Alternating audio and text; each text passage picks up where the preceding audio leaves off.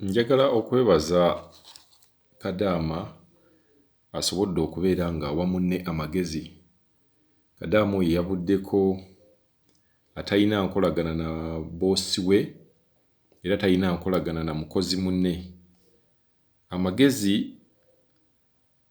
mukozi munne g'amuwadde ge gano. Njagala owulire voice note eno. Ssebo gyebaleko obulamu bugamba ky'oba oli ssebo oba oli nnyabo simanyi. Naye ennamba eno ngijje ku YouTube. Nina ka audio ke mpuliriza akamu na Uganda munnange. Naye ennaku zino kye tuliko kyokya.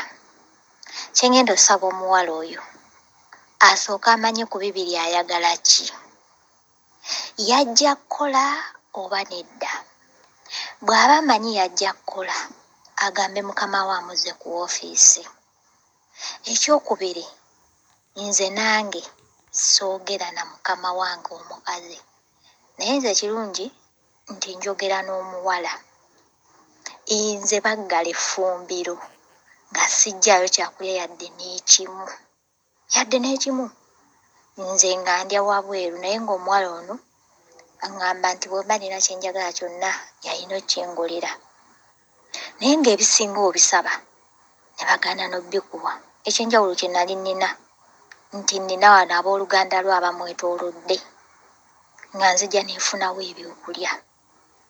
Naye asooka aggyemu kiri okutya, asooka yeggyemu okutya bajja mmuzaayo ku woofiisi.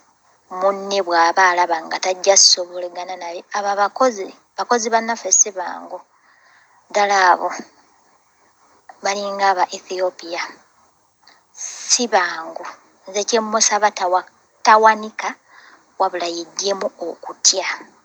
Nze nange soogera na mukama wange tayagala kuntunulako bwe tusisinkana mu kkubo limu. Akwata eddala nange ne nkwata eddala. Kye nnyinza okugamba. Naye nga ndi mu myezi kati 9 nga tuli mu mbeera eyo bw'etyo nga ngitambuliramu olw'ensonga nti kye njagala nkimanyi. Naye bambi tawanika abeere mugumu. Ge magezi agaweerebbwa muganda waffe oyo yagambye nti mukozi munne amufuukidde ezzike. Naye embeera eno ey'okubeera nga oli ne mu nnyumba ne mukama wo nga tayogera naawe nga mweyisiŋŋanya, embeera eyo nayo nze ndaba nayo mbeera nzibu.